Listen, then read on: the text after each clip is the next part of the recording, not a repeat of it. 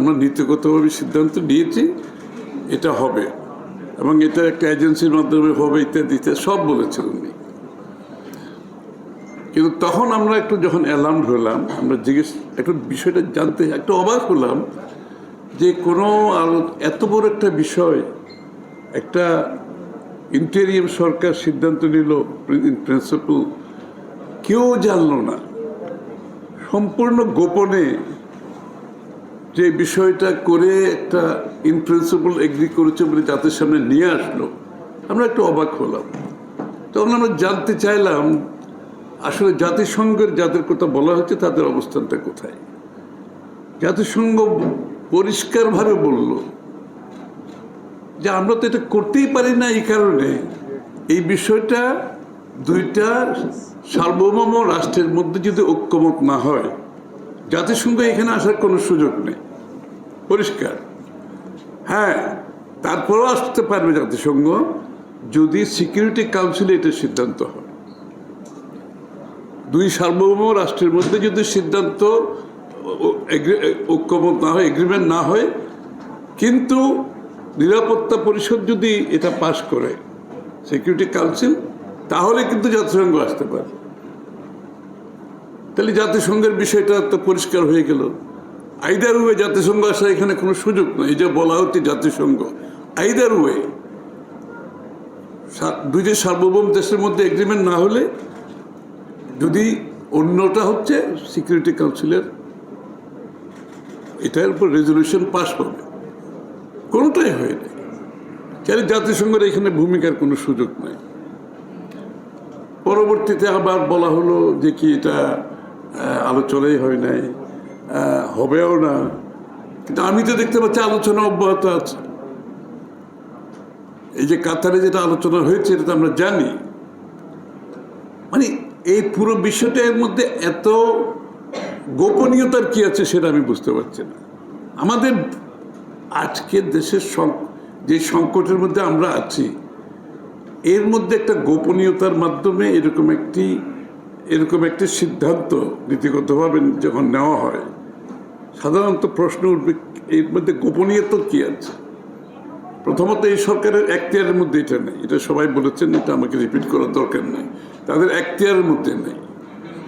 এবং তারপরে যখন তারা এই ব্যাপারে গোপনীয়ভাবে, মানে আপনি দেখবেন কিন্তু এই সাবজেক্ট কিন্তু ক্লোজ হচ্ছে না, এটা বিষয়টা কিন্তু ক্লোজ হচ্ছে না পরিষ্কারভাবে। যে অনেকে বলেছেন কারেক্টলি যে চিফ অ্যাডভাইজার সাহেব বলুক আসলে বিষয়টা কি। আসলে বিষয়টা কিন্তু একটা ক্লোজার দরকার আছে, এই বিষয়টার একটা ক্লোজার দরকার আছে। এটাকে আমাকে এই বিষয়টা শেষ করতে হবে। কিন্তু আমরা কিন্তু এখনও কিন্তু নিশ্চয়তা পাচ্ছি না যে এই বিষয়টা শেষ হয়ে গেছে। করিডোর আবার বলা হচ্ছে, চ্যানেলের একটা কথা বলা আসছে, আপনি খেয়াল করেছেন কিনা আমি জানি না। যখন করিডোর বেশি বিতর্কিত হয়ে গেছে তখন সরকারের পক্ষ থেকে একটা চ্যানেলের কথা বলা হয়েছে। চ্যানেল আর করিডোরের মধ্যে ডিফারেন্স, এটা টেকনিক্যাল ডিফারেন্স। হ্যাঁ, না, ইটস এ টেকনিক্যাল ডিফারেন্স। আমাকে যত বোঝানোর চেষ্টা করেন, এই প্রেক্ষাপটে বাংলাদেশের এই প্রেক্ষাপটে ইটস এ টেকনিক্যাল ডিফারেন্স। আমি বাংলাদেশের প্রেক্ষাপটে বলতেছি, আমি অন্য প্রেক্ষাপটে বলছি না। It's a technical difference. আপনি যদি এটাকে টেকনিক্যাল ডিফারেন্সের মধ্যে নিয়ে আবার একই পথে চলতে চান, তাহলে সেটা পরিষ্কার করেন। সেটাও তো পরিষ্কার করছেন, আমরা কেউ জানি না আজকে। আরেকটা বিষয় হচ্ছে, আপনারা বলেছেন এটা non state actor Arakan army, তাদের সাথে কথা বলছে। ভারতও কিন্তু আরাকান আর্মির সাথে কথা বলছে, কিন্তু তারা অফিসিয়াল কোনো স্টেটমেন্ট করেনি। কারণ আপনি একটা নন স্টেট অ্যাক্টরের সাথে অফিসিয়াল একটা গভর্নমেন্টের স্টেটমেন্টে এটা আসতে পারেন। তাহলে আপনার যে দুইটা পাশাপাশি সভরেন কান্ট্রি, সার্বভৌম দেশ, তাদের সাথে ডিপ্লোম্যাটিক এবং অন্য সমস্যার সৃষ্টি হতে পারে। তার সাথে আপনি যুক্ত করেন এই সংকটের মধ্যে একটা ওয়ারিং সিচুয়েশন, কিন্তু এখানে যুদ্ধ চলছে, কিন্তু একটা সিভিল ওয়ার চলছে ওদের মধ্যে। এখানে স্টেক হোল্ডারের মধ্যে চায়না, আপনার আমেরিকার কথা বলা হচ্ছে, ভারতের কথা বলা হচ্ছে, বিগ স্টেক। ওদের চায়নার ওখানে ডিপসি পোর্ট আছে, তাদের সেখানে ডিপসি পোর্ট থেকে পাইপলাইন আছে, গ্যাসের পাইপলাইন এবং oil pipeline to the West and south China. So ওদের এনার্জি সিকিউরিটির বিশাল একটা এখানে ইস্যু আছে। ওদের এখানে ইকোনমিক জোন আছে, রাশিয়ানদের ইন্টারেস্ট আছে।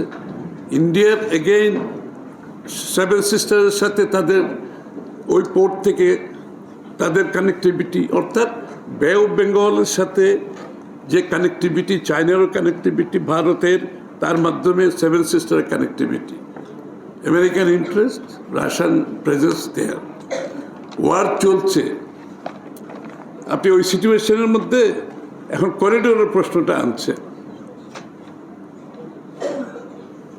সেখানে রীতিমতো যুদ্ধ এখনো 20% এখনো ল্যান্ড হুন্টার হাতে রয়ে গেছে, নেপিডোর হাতে রয়ে গেছে, যুদ্ধ চলছে।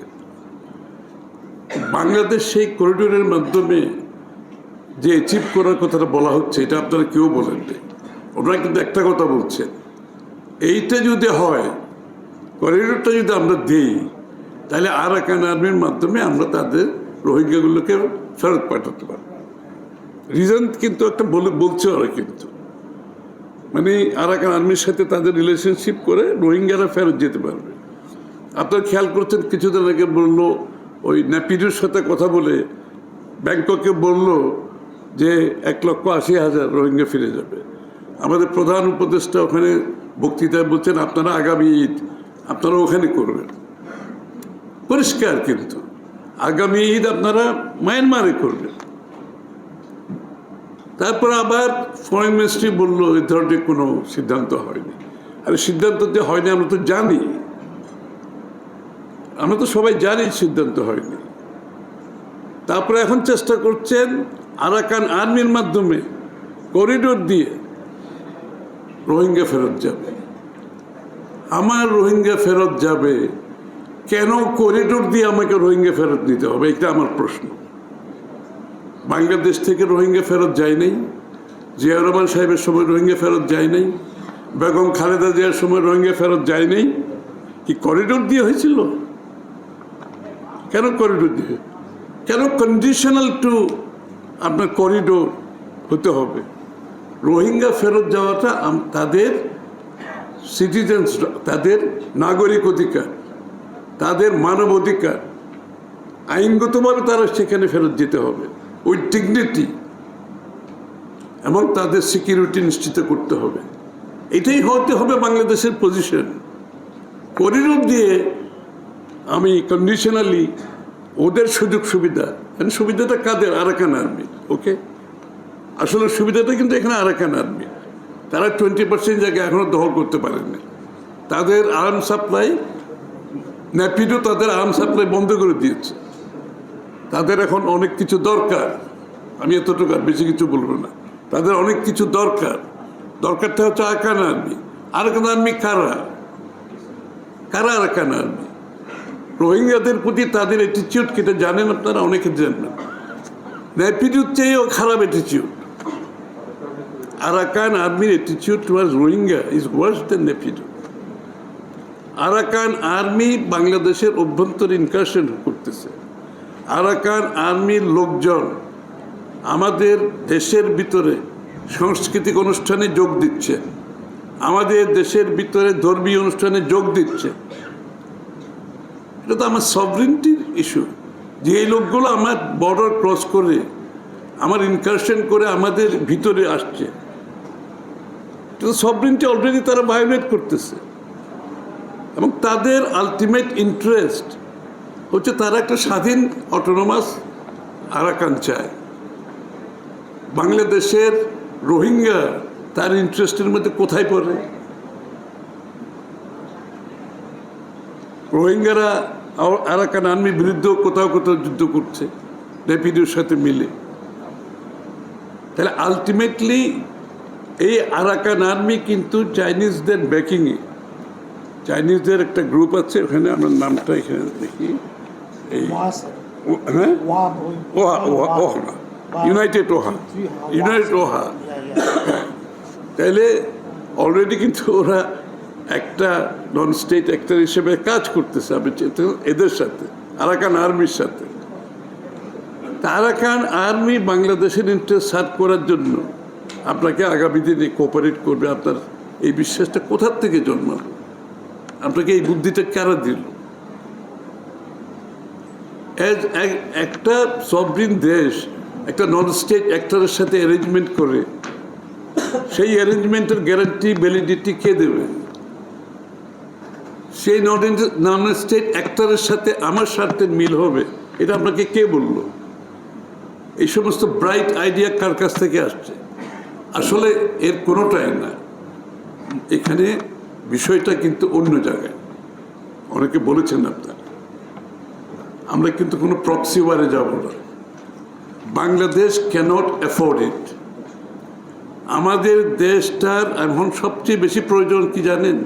আজকের বাংলাদেশ, আগামী বাংলাদেশের জন্য সবচেয়ে বড় প্রয়োজন একটা স্টেবল, স্থিতিশীল বাংলাদেশ, একটা শান্তিপূর্ণ বাংলাদেশ।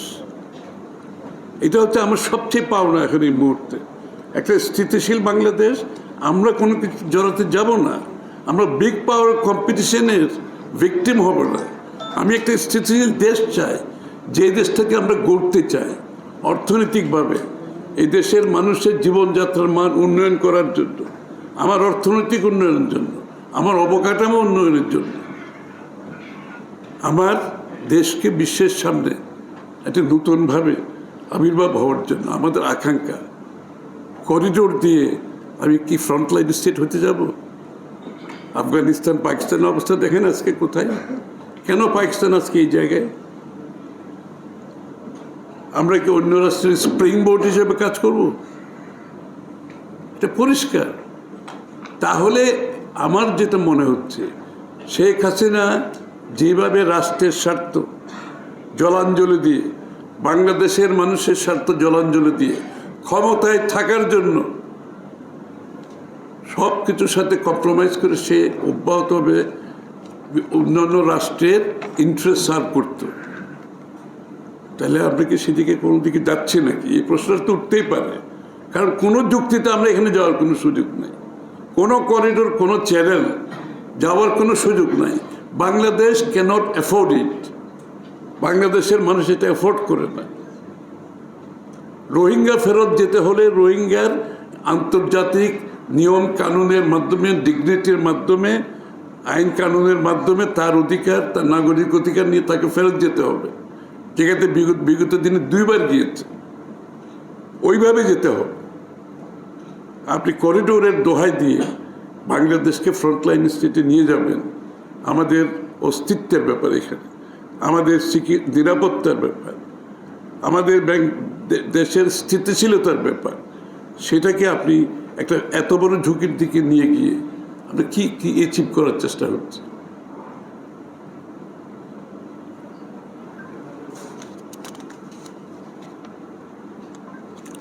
আপনারা দেখেন কিন্তু এরকম একটা যুদ্ধ অবস্থায় যেখানে চলছে বর্ডারে, এখানে কিন্তু একটা থাকার কথা, কোয়ারেন্টাইন থাকার কথা,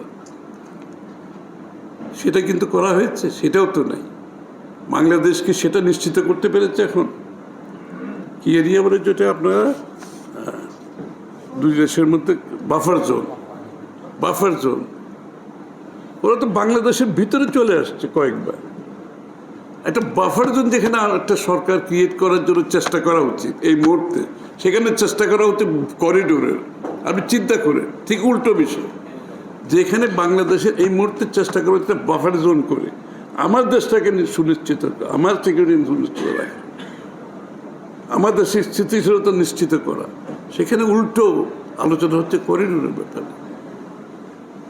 সুতরাং আমি মনে করি এই অনেকে বলেছেন এটা ডাইভার্সন হতে পারে, হয়তো আগামী দেশের মানুষের যে চাহিদা নির্বাচন, সেটাকে ডাইভার্সনের একটা হতে পারে, যেটা পোর্টের বিষয়টা চলে আসছে, ওই এনবিআরের বাইফার্কেশনের ব্যাপারটা চলে আসছে, কোনোটাই কিন্তু এই সরকারের আওতায় পড়ে না।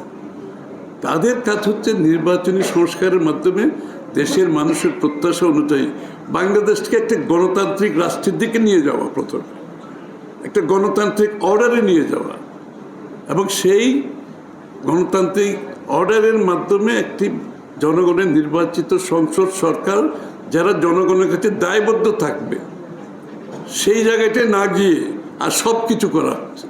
আপনি দেখেছেন সব কিছু করা হচ্ছে, কিন্তু নির্বাচনী সংস্কারের ব্যাপারে আমরা কোনো কিছু দেখতে পাচ্ছি না, নির্বাচনের রোড ম্যাপ দেখতে পাচ্ছি না, আর সব কিছু করা হচ্ছে যে দায়িত্বটা প্রথমে পালন করার কথা। তো সুতরাং আনসার এক জায়গায়, বাংলাদেশকে গণতান্ত্রিক রাষ্ট্রে আমাকে ফেরত যেতে হবে। গণতান্ত্রিক, যার জন্য 14, 10, 15 বছর মানুষ এই যে বলেছে, রুবায়েত যেটা বললো, যে এত লোকের স্যাক্রিফাইস, আমরা কি এইসব তামাশা করার জন্য কি এই স্যাক্রিফাইস করেছি? এই তামাশা দেখার জন্য? আমরা গণতান্ত্রিক, যে গণতন্ত্রের জন্য এত মানুষ এত ত্যাগ স্বীকার করেছে, সেই গণতন্ত্র কেন বাধাগ্রস্ত করা হচ্ছে? কারা বাধাগ্রস্ত করা হচ্ছে? কোন কৌশলে বাধাগ্রস্ত করা হচ্ছে? এটা কি সেটার একটা কৌশল? বাংলাদেশের মানুষ সেটা গ্রহণ করবে না। নিউ ইয়র্ক থেকে সম্প্রচারিত TVN 24 টেলিভিশন, বিশ্বজুড়ে বাঙালির কণ্ঠস্বর।